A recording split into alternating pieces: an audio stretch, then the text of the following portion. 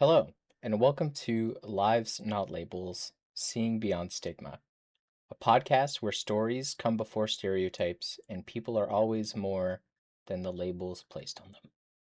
This podcast is centered on conversations with people who have lived experience, individuals who speak from their own journey, challenges, and growth.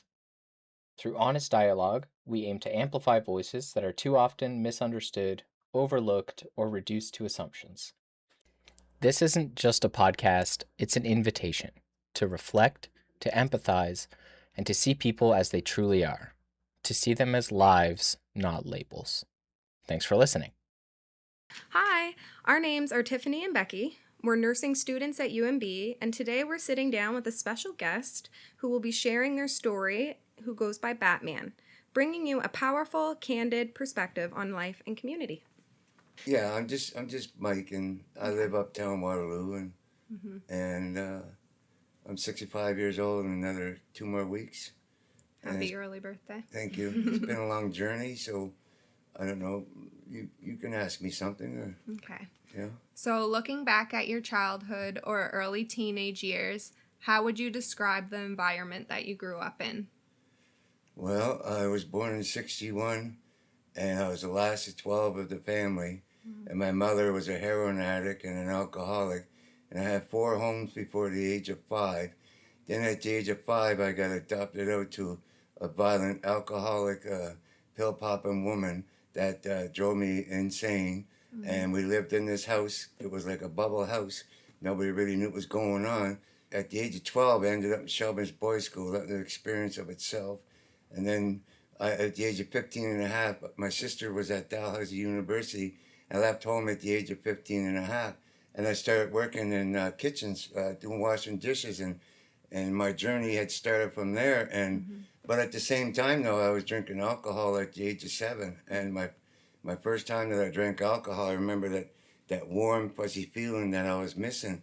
So and then I graduated to county jails and all that kind of stuff. And then at the age of 23, I ended up doing 8.5 years, and so it's been a battle all my life. And in 2001, I had this big operation, and I had almost a whole year addicted to Dilaudid, and what a nightmare that was. But I detoxed myself, and then my journey just kept going back and forth, working and drinking and doing drugs, and then over the course of years, anything that would help me to get out of myself. I always drank to forget things, and because of the trauma, like in my early part of my life, and it was an insane part early in my life.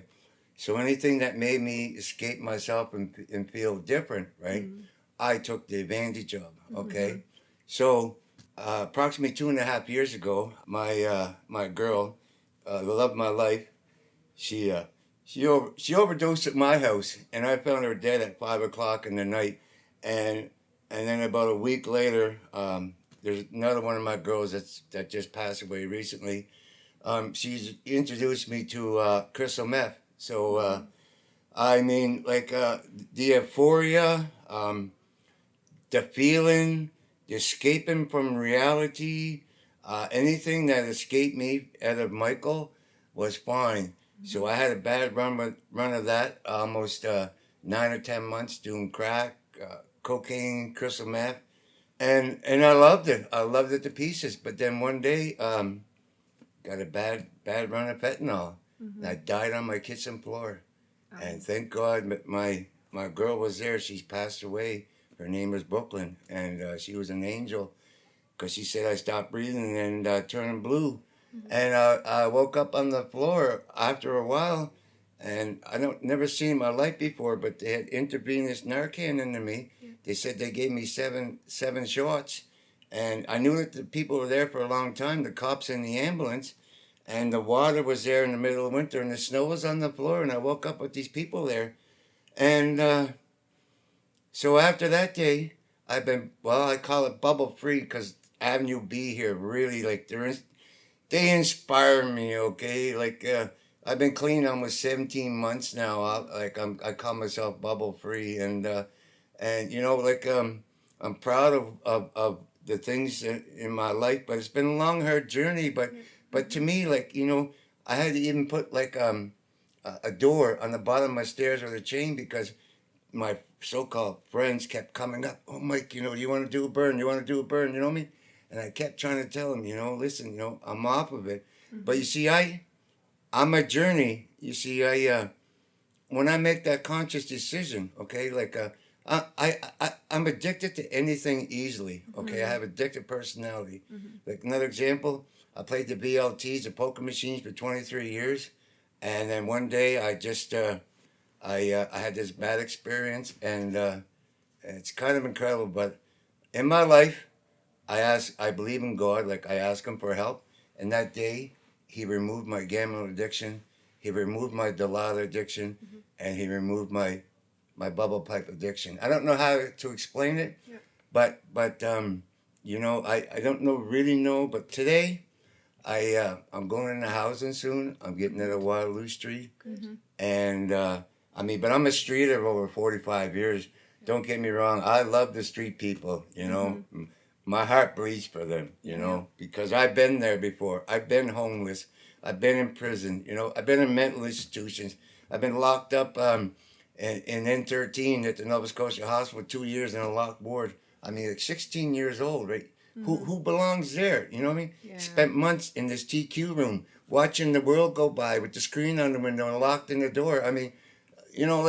Who survives that? You know what I mean?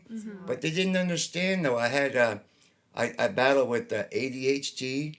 I have compulsive behavior. I have the obsession one there, compulsive obsession, and I have learning behaviors. And but all through my struggles though, I've over accomplished it. I've overcome it, and this is probably about the first time I've ever did anything in my life here, like talking to these things here. But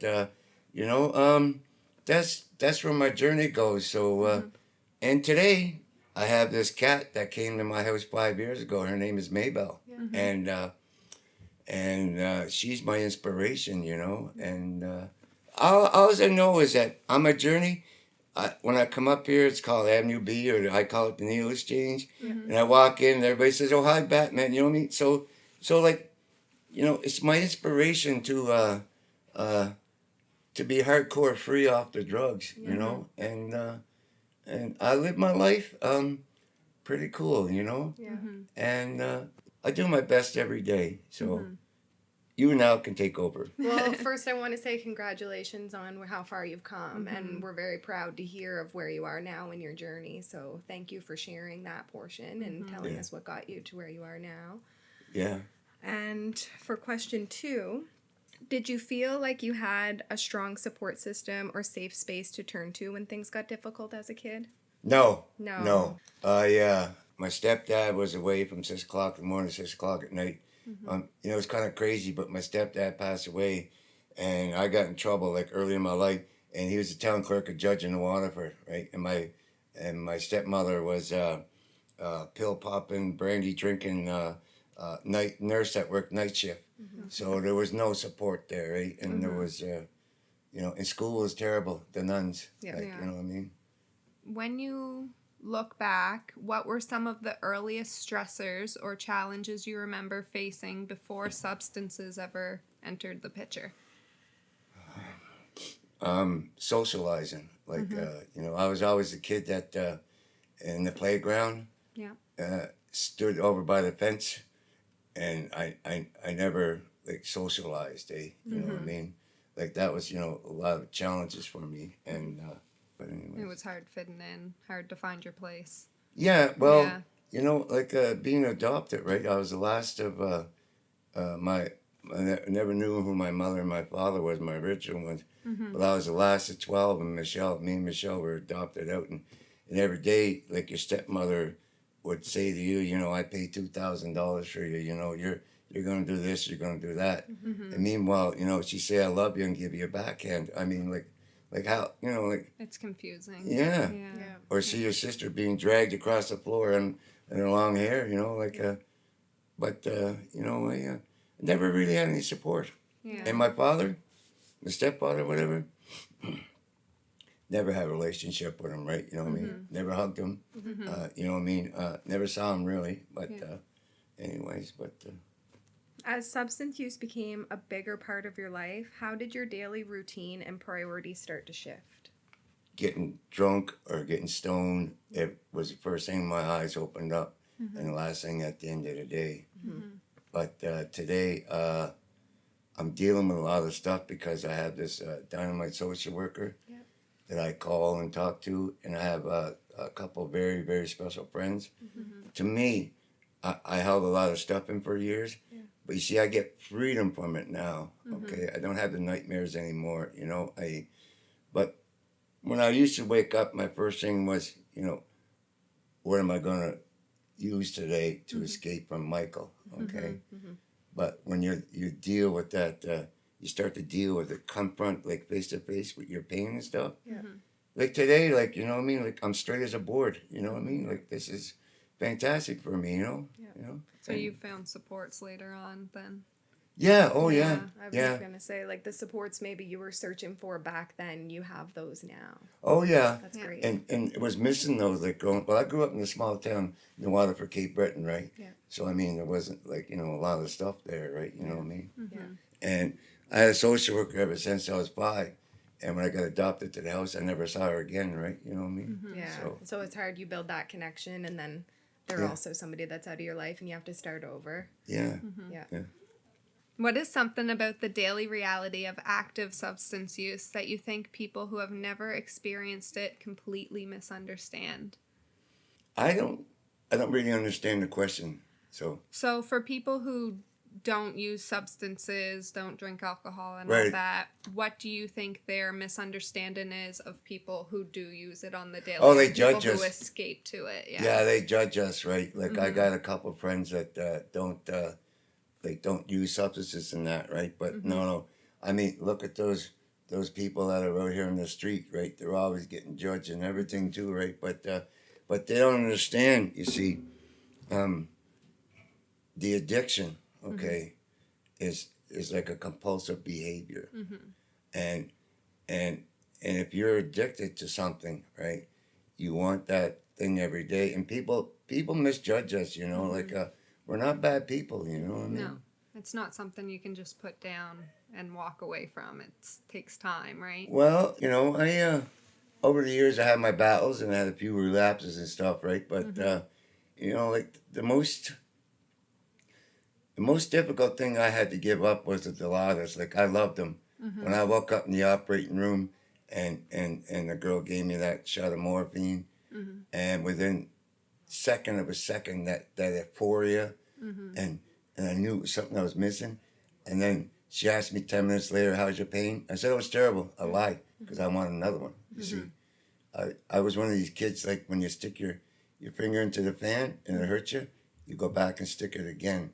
So you want more of it, right? But a lot of people though, there's a lot of people like that help people and stuff, right? But if they don't judge people, you know what I mean? Yeah. It would be a good thing, you know? Absolutely, yeah. Yeah. What did survival look like for you on a day-to-day basis? Every day. Every day. I'm a survivor though. I survived 8.5 years in the joint, right? You know what I mean? Yeah.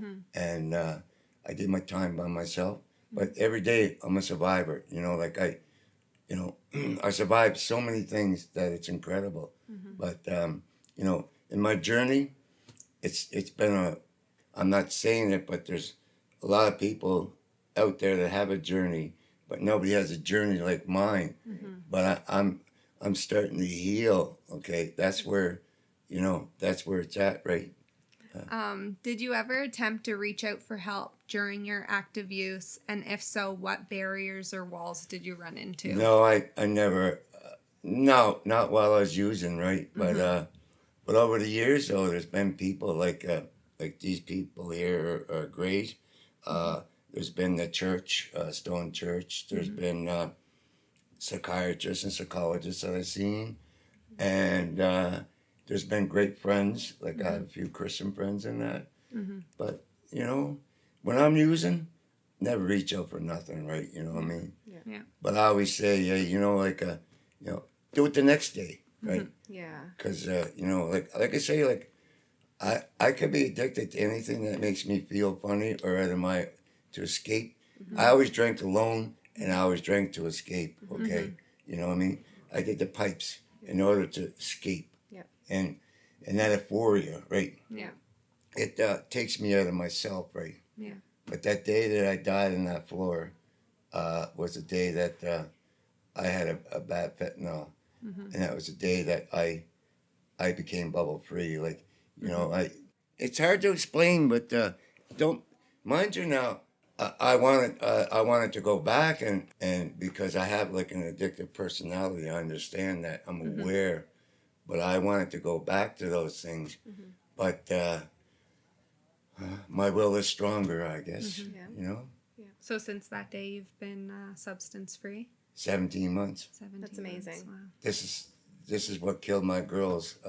The stuff that on the street, and I was on that highway to there, and somebody just she saved my life. But right now, you know, she passed away at the age of 25, and my other girl 47. Right, you know, and they had their whole life ahead of them. Exactly. You know, but How would you say you find your ways to cope now? Like if you need to escape a bad memory or, you know, anything that would have led you before? I reach out. I have really some special friends, like really close friends. Even the people that are in my house, and I call her her name is Ann, right? But we just call her Charlie. Charlie, it's Mike. Listen, is the car just out and open? Right? But I have this great friend that for about 3 years. Like I have different friends too that I reach out with, but you know, when things are upsetting me and bother me and stuff, instead of turning to my drug of choice, like I do different things. Like you know, like it's hard to explain, but I have a lot more freedom now than I did before. But you see, these things that used to roll around in my mind, they don't roll around no more because I have like personal confidential friends that you know that I can share something with them and it won't be broadcast, you know, on the street. Yeah. Yeah. You know, and that's important That's to me. That's Very very important. important. Yeah. You know? Yeah. Anyways, but How did active substance use change the dynamics between you and the people closest to you, like your family or your close Joe friends? mile away. Joe mile away. Yeah. Yeah, they all dislike me, eh? You know what I mean? Like I don't really have contact with my family, like my original family I don't know, but my step family and all that. Yeah. It deteriorated because they always have this bad impression of me. You know what I mean? Like the kid, you know, growing up, stealing every day. You know, stealing my grandmother's alcohol, stealing my mother's alcohol. You know, and you know what's funny though? My stepmother had this variety of pills, and I said I would never ever get hooked on them. Here I was in 2001, back to what I was doing. You know, hooked on the Dilaudid, and you know, but I did my own recovery. Mind you, I don't want to describe it, but I was sick for like 2 weeks, jonesing off it, right? You know what I mean? Yeah. But I beat it though, you know what I mean? I even got offered like last summer, like, you know, Mike, you know, I got some D's, right? I said, thanks, but no thanks. Because you know why? Been there, done it, bought the book, right? Yeah. You know what I mean? Or bought the T-shirt, like they say. Eh? Yeah. Yeah. Takes But a lot of willpower to do that. I have a strong Yeah. will, you know what I mean? Like I'm a tough man, you know, because I've been through a lot, right? You Yeah. know what I mean? Yeah. I mean, I'm probably the only fellow that attempted suicide to hang himself and put it up in the rafters and the broomstick broke that was holding the rope. You know what I mean? Like, I guess it wasn't my time to go. No, it wasn't. And then when I was 16, I slit my wrists open and I'm laying on the floor dying. And this girl next door, she's a nurse. And all of a sudden she feels prompt to come in my house. Yeah. You know what I mean? So, like, there's a reason why I'm still here. Like, I do believe in God. Like, I don't want to jam that down nobody's throat. Yeah. But I do have a relationship with the Lord. Yeah. And I believe that, to me, I don't know anybody else, but personally, when I beat all these addictions, I do believe that he has his hand into it. So, you know, I mean, it has been like a long journey, mind you. It hasn't been happy, right? Like, you know, the first 40 years of my life were living hell, and the last 20 got a little bit better, right? But so anyways. Would you say that your family's use of substances influenced your decision to start using? Yeah, it played a part into it. Like when I discovered my mother's brandy in the closet at the age of 7, right? I mean that warm fuzzy feeling, right? You know what I mean? That's where I was. That's where I was at. And then when I went to my grandma's, and she never drank, but they all had like card parties there on the weekend. I'd wake up early Saturday morning before anybody else because they'd have like card parties and that, and I'd be over there like drinking, All the drinking leftovers. all of the bottles. And then my grandfather, when I used to stay there, I used to have to go to my grandmother's because she was the most one that loved me because I had escaped from the house. When my grandfather sit on the end of the bed in his long johns, and he'd take 2 shots of his whiskey that he had in this thing there, and then he'd take 2 shots at night. As soon as he went to the bathroom, you see, I'd sit by the bed there, and I had my couple shots, right? Yeah. But you mean like that's where I was at. But every time that I was around it and that, it played a big influence on me, right? You know what I mean? Yeah. But I knew in my mind though, you see, I knew I wanted that, okay? Like I jonesed it, whatever, because like there was something in me that I escaped, okay? Yeah. So, like I escaped my mind and that warm fuzzy feeling, it took away a lot of hurt. So it numb, right? Yeah. You know what I mean? Yeah. But they did play a part into it, though. Yeah. Yeah. So, stigma is a massive barrier in community health. Can you share an instance where you felt judged or dehumanized by society and how that impacted your self-worth? I really don't know. Like I never had a really self worth. Like I always thought that I was no good and everything and that, right? But you know, I get judged a lot and stuff, right? In my life and that. But I've always had like a, how should I say it? Like an unworthy feeling, eh? So I don't know. So almost like you were judging yourself harsh enough that it didn't matter if others judged you because you were judging you. That's right. Yeah. That's right. Yeah. In what ways did your relationships change once you made the decision to stop using your substances? My friends at my house, they love me. Yeah. They, yeah, they're so proud of me. Like, like it changed a lot of stuff, right? You know what I mean? Like, I have my struggles now, right? But the biggest part of my life was the hard drugs. You see, it was the euphoria. It was that instant, like when you lit up that crack pipe, boom, like it was a total different world. But today though, I'm dealing with stuff. I come in here all the time. I used to tease them, listen, I'll take 5 bubble pipes, and they say, Batman, you're not getting them today, right? But these Avenue B, or I call it the Needle Exchange, they're all friends to me. Yeah. I don't know their names and stuff, but they all know me by Batman. But they're my inspiration, Yeah. and my house, and my friends, and everybody keeps saying to me, Batman, I'm so glad that you're off the bubble pipe because, it was, I was doing insane things, right? You know what I mean? But I still have that addictive personality, mind you. But I had the option to say no. Yeah. Yeah. And I've said no. Yeah. Actually, 2 weeks ago, somebody said, Mike, do you want to do a burn? I said, like, I don't mention her name. I said, are you crazy? Like, you know what I mean? Like, like, you know what I mean? But Are there ones that know that you've been off of it but still offer you it? yeah, because Yeah. you see, they're still in the drug phase, right? And they got it in their mind. You know what I mean? Like, I did it for like almost like 9 months or so, right? You know what I mean? So when they're in that trap, right? You know what I mean? Yep. It's kind of like insane. Would you say you've gained your self-worth back? Oh, absolutely. Yes. And you know what Great. my motto is?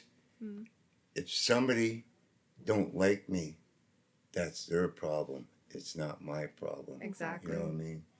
How did you go about rebuilding trust with loved ones, or did you find it healthier to build an entirely new support system?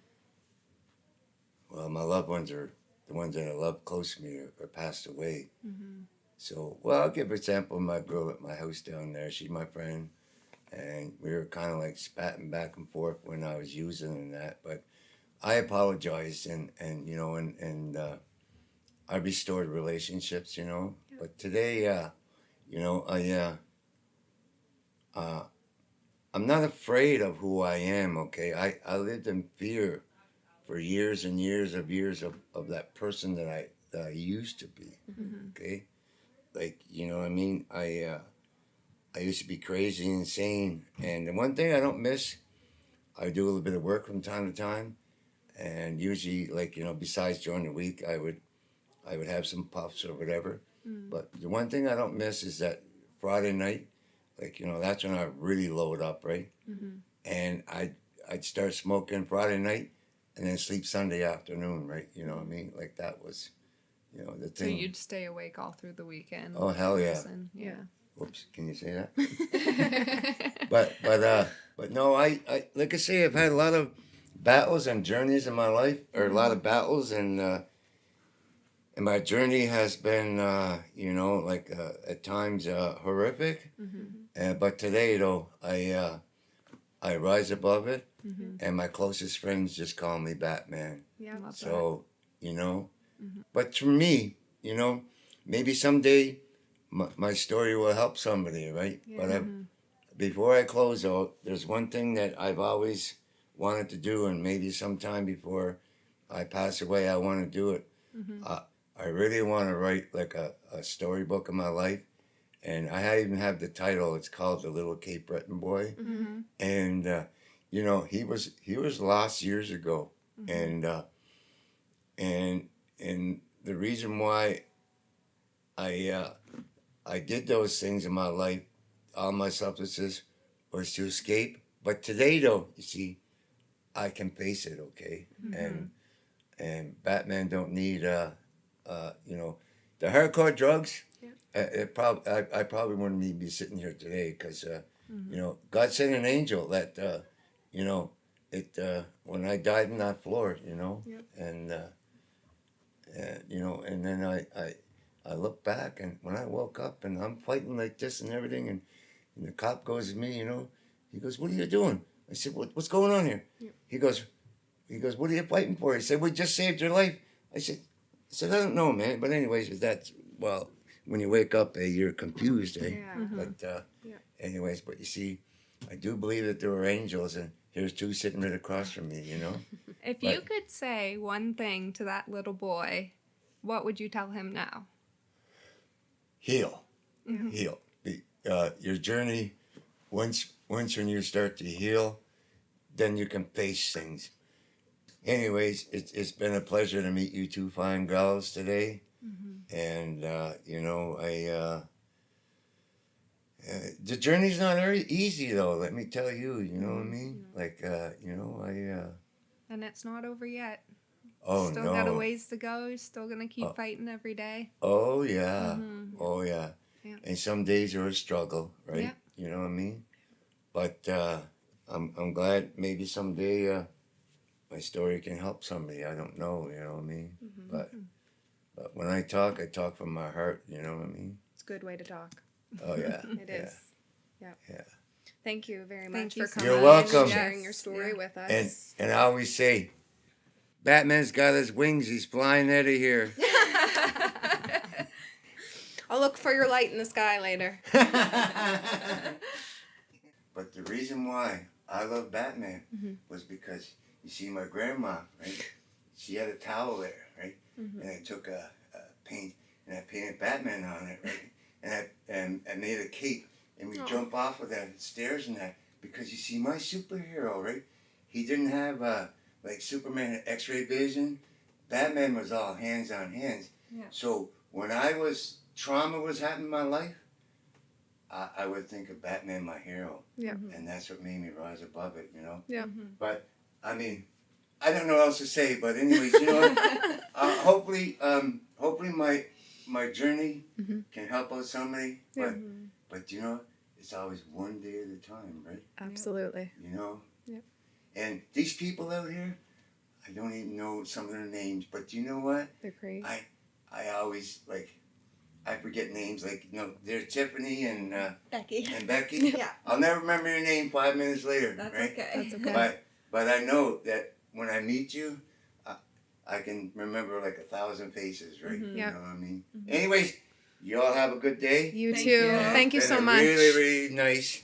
And actually, you helped me today too, because I got a lot of things off my chest and Good. stuff, and hopefully you'll help somebody. But that's it. You see it now, eh? Yeah. Thank you. Hey, we see you in the movies. Yeah. Yes. See you there. Thank you so much. You're welcome.